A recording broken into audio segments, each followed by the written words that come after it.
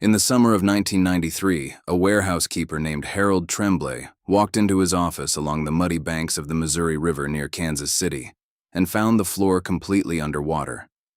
The floodwaters had risen overnight, silently, without warning, the way the Missouri always moved when it decided to remind people who was really in charge. Harold had worked in that warehouse for 31 years. He knew where every ledger, every box, every crate was stored. He had spent 3 decades cataloging receipts, land deeds, fur trade manifests, and handwritten journals that dated back to the very first European expeditions into the American interior.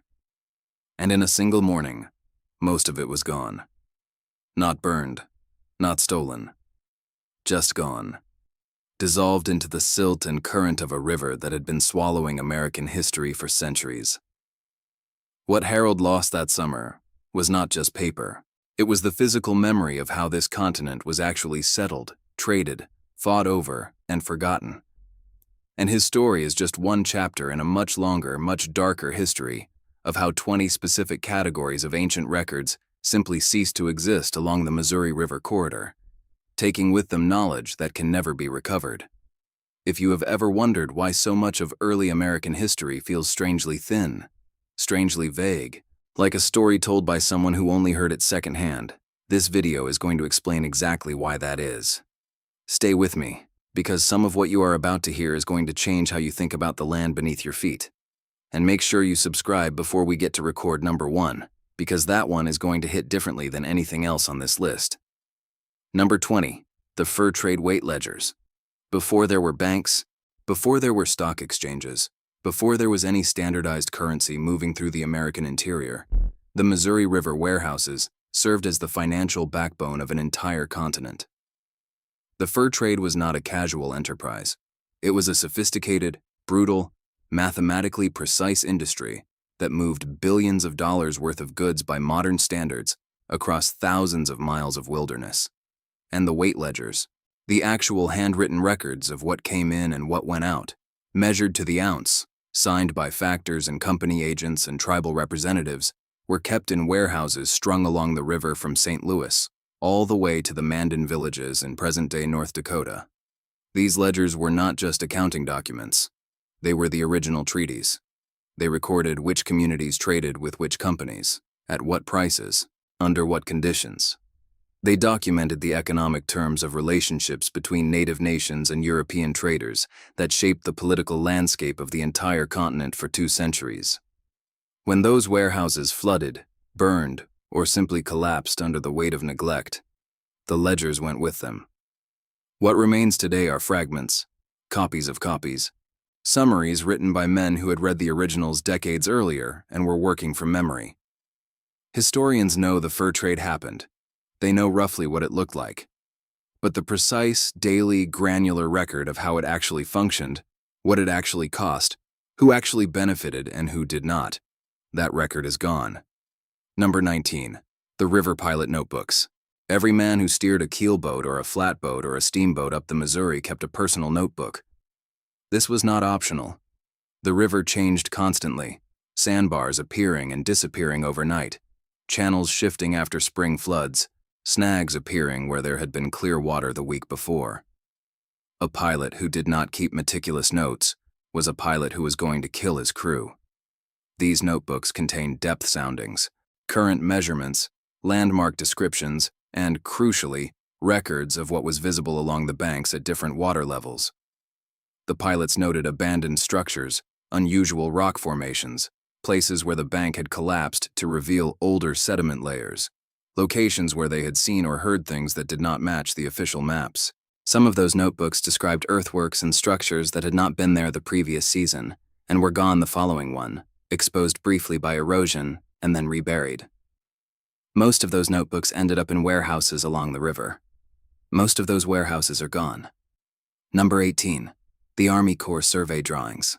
Before the Army Corps of Engineers began its massive 20th century project to tame the Missouri River with dams and levees and channelization, surveyors spent decades making extraordinarily detailed drawings of the river's natural state. These were not simple maps. They were engineering documents that recorded the precise shape of the riverbed, the location of every significant geological feature, the depth and behavior of every major bend. Those drawings were stored in field offices and warehouses along the river, because that was where the survey work was being done. Many were never copied or sent to Washington. The originals simply sat in storage buildings that were themselves sitting in a floodplain. You can see where this is going. Number 17. The Missionary Correspondence Archives. The Missouri River was a missionary highway. Catholic priests, Protestant ministers, and various other religious workers traveled the river constantly throughout the 18th and 19th centuries, and they wrote letters. Enormous quantities of letters. Letters describing in careful, specific detail the communities they visited, the languages they heard, the beliefs and practices and social structures of the people they encountered. Some of those missionaries were sincere observers, who wrote with genuine curiosity and surprising accuracy. Their correspondence, bundled and stored in riverside mission stations and trading post warehouses, represented one of the most detailed ethnographic records ever assembled of indigenous life in the pre-reservation era. Most of those bundles are gone. Number 16. The flood stage records. This one matters more than it might sound. For at least 2 centuries, warehouse keepers, ferry operators, mill owners, and government agents along the Missouri kept written records of when the river flooded, how high it rose, and how long it stayed at flood stage. Those records were the original climate data for the American interior. They showed patterns of drought and deluge that played out over decades and centuries. They were the only way to understand what the river's long-term behavior actually looked like before the era of systematic weather measurement. Those records were kept in warehouses along the river. Many of those warehouses flooded. The irony is almost too painful to describe. Number 15. The Lewis and Clark Supply Manifests. Most people know about the journals of Meriwether Lewis and William Clark. Those journals survived because Lewis and Clark were careful men who understood the historical significance of what they were doing. What most people do not know is that the journals were only part of the documentary record of the expedition. There were supply manifests, equipment lists, trade goods inventories, and correspondence files that were stored at the expedition's base camps and supply depots along the Missouri.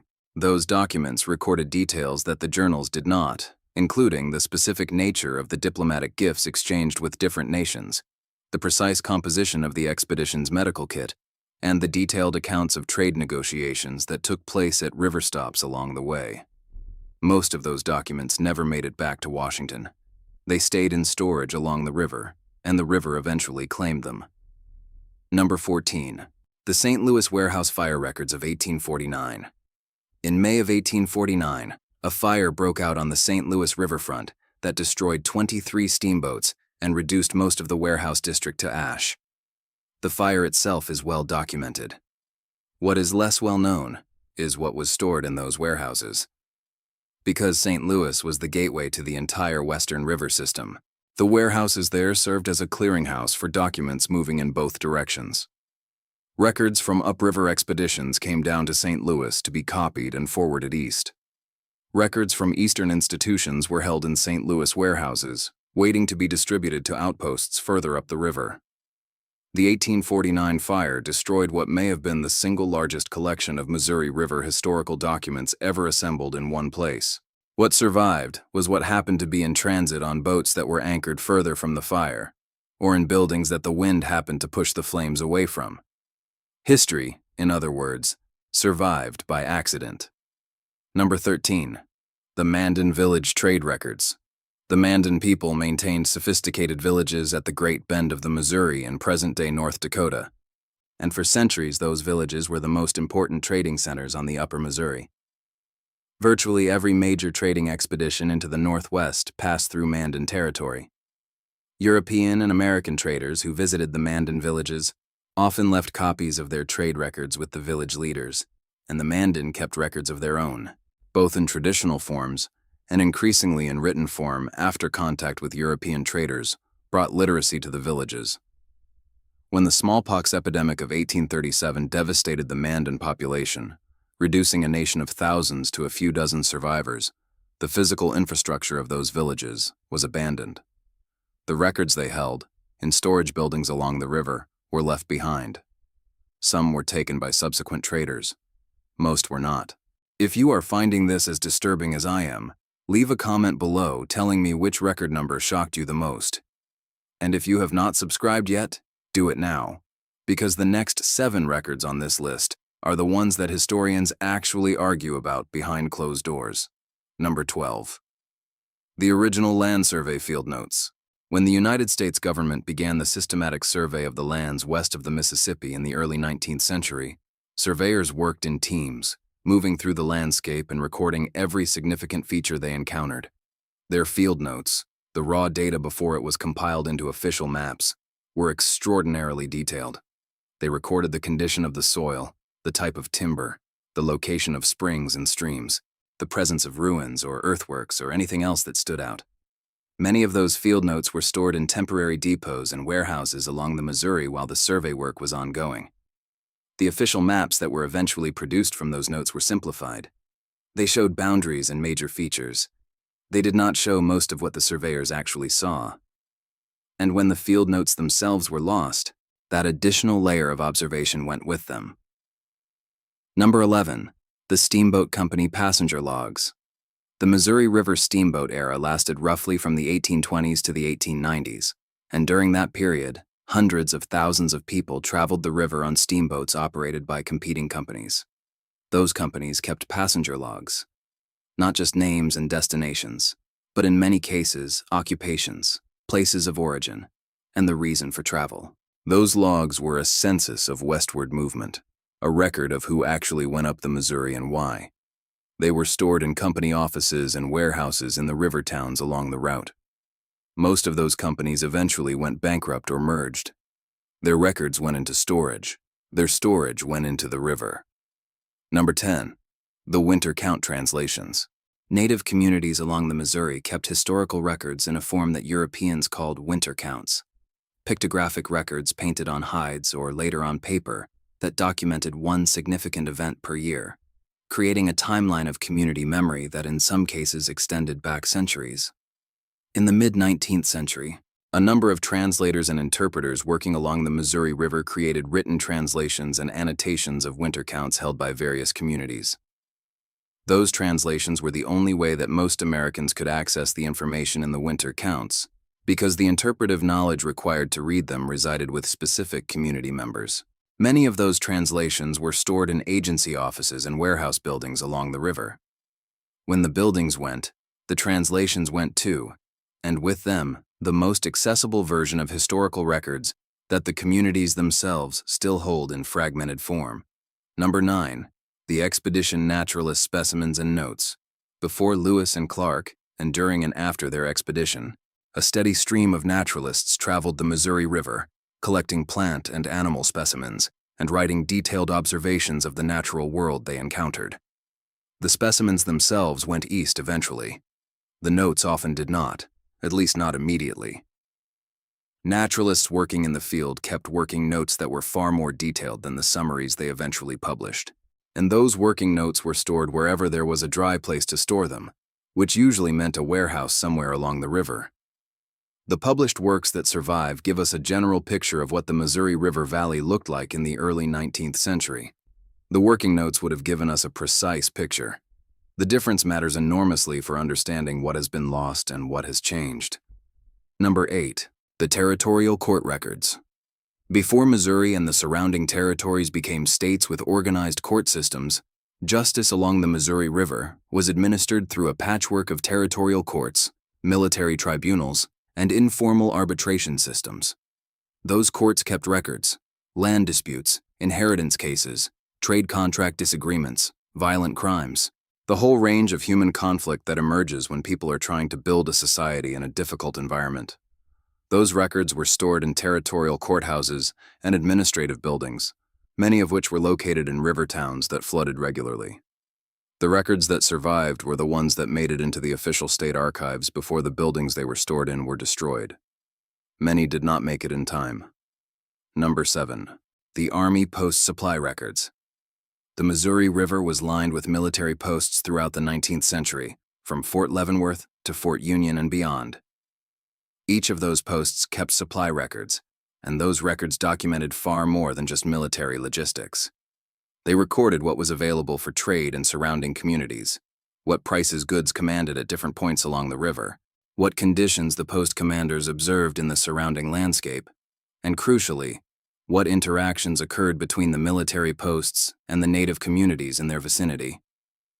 Those records were kept in post warehouses and storage buildings. When posts were abandoned or relocated, their records often stayed behind. What the Army did not deem worth transporting was left to the river. Leave another comment right now telling me which one of these hits closest to home for you. We are getting to the records that, if they had survived, would have rewritten American history books. Make sure you are subscribed so you do not miss the follow-up video where we go deeper on some of these. Number 6. The French colonial trade licenses. Before the United States existed, the Missouri River Valley was French territory, and the French colonial administration kept meticulous records of who was licensed to trade in the interior and under what conditions. Those licenses were not just bureaucratic documents.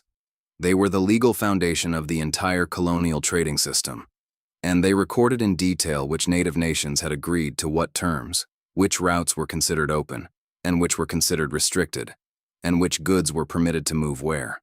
When France transferred the Louisiana Territory to Spain, and then Spain transferred it back to France, and France sold it to the United States, the bureaucratic records of the colonial period ended up in various warehouses and storage facilities along the river while administrators tried to figure out what to do with them. Some made it to archives in Paris and Madrid and Washington. Many did not. Number 5. The Removal Era Correspondence. The forced removal of native nations from their eastern homelands and their relocation to territories west of the Mississippi is one of the most documented atrocities in American history, but the documentation is deeply uneven. The official government records of removal are relatively well preserved. What is far less preserved is the correspondence generated by the people who carried out the removal, the agents and contractors and military officers who were doing the actual work on the ground and writing letters back and forth about what they were seeing and doing. Those letters, which would have provided the most unfiltered view of removal as it was actually experienced and carried out, passed through the Missouri River warehouse system as part of the ordinary mail and document flow of the frontier. Many were lost before anyone understood their historical significance. Number 4. The Geological Survey Field Maps. In the decades before and after the Civil War, government-sponsored geological surveys moved through the Missouri River Valley, creating detailed maps of the rock formations, mineral deposits, and underground water systems of the region. The official published maps from those surveys are still in archives. The field maps, the large-format hand-drawn originals that contained far more detail than any printed version could reproduce, are almost entirely gone. Some were stored in warehouses along the river, while survey teams continued their work. Some were lost to floods, some to fires, some simply to the indifference of subsequent administrators who did not understand what they were looking at. Number 3.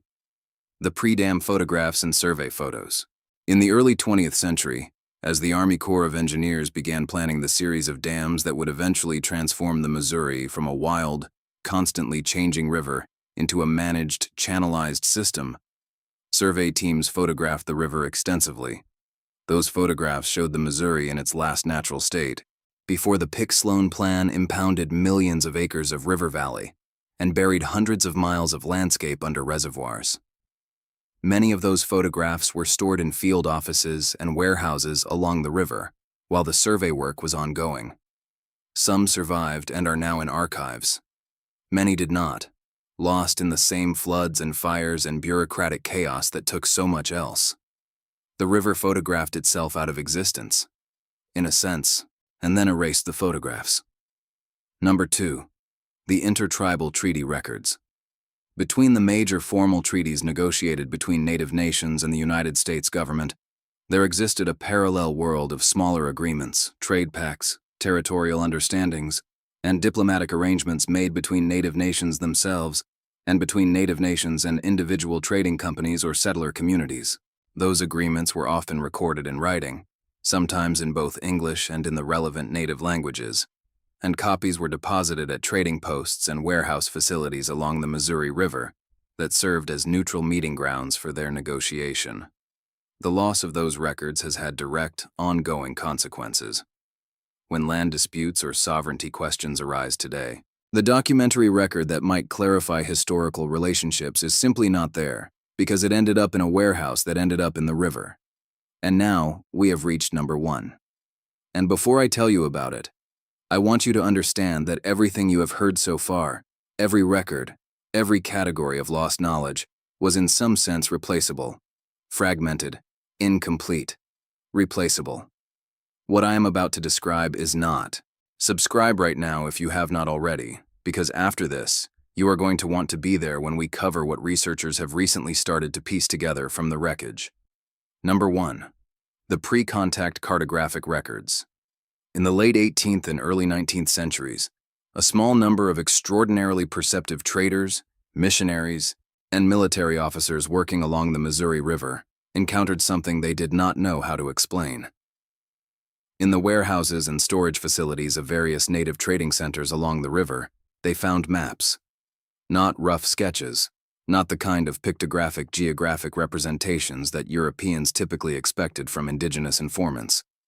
Actual cartographic documents, some on hide and some on what appeared to be a form of processed bark material, showing river systems, mountain ranges, settlement locations, and geographic features across an enormous area of the continent with a precision that, in some cases, exceeded the best European surveys of the same territory. The men who saw those maps wrote about them in their journals and letters. Several made partial copies. They described features that were later confirmed by survey expeditions that would not take place for decades. They described, in some cases, settlement sites that archaeological work has since confirmed, and in other cases, sites that have never been located and may have been buried by the river itself. The originals of those maps were stored in Missouri River warehouses for safekeeping. Some of the copies made by European observers ended up in private collections and institutional archives, and can still be found today, if you know where to look. The originals are gone. And with them went the clearest evidence we will ever have that the pre-contact indigenous population of the American interior was mapping its own world with a sophistication that we have barely begun to understand, and that the knowledge embedded in those maps, the geographic and ecological intelligence accumulated over centuries of systematic observation, was not primitive, was not unsophisticated, was not anything less than one of the great intellectual achievements of any civilization anywhere on Earth. It went into a warehouse on the Missouri River, and the Missouri River took it back. Here's what I need you to sit with after watching this video. Every single record on this list was once in someone's hands. A warehouse keeper, a shipping clerk, a government agent, a river pilot. Someone knew those records existed. Someone knew where they were stored. And in almost every case, the loss was not inevitable. It was the result of choices. The choice to store irreplaceable documents in a floodplain. The choice not to copy and distribute records before moving on. The choice to treat the products of centuries of human knowledge as just another category of cargo. The Missouri River did not steal American history. American indifference left history where the river could reach it. There are still warehouses along the river today. There are still records being stored in buildings that sit in the same floodplain that swallowed Harold Tremblay's archive in 1993. This is not just history. This is a pattern. Tell me in the comments which of these 20 lost records you think historians should be working hardest to reconstruct from whatever fragments remain. And if you know something about any of these records, if your family history connects to any of these warehouse systems, if you have seen documents or photographs or objects that might be related to any of what we discussed today, leave a comment. Because the work of recovering what the river took is not finished. It has barely begun. And the people most likely to find the pieces that remain are not in universities. They are watching videos like this one.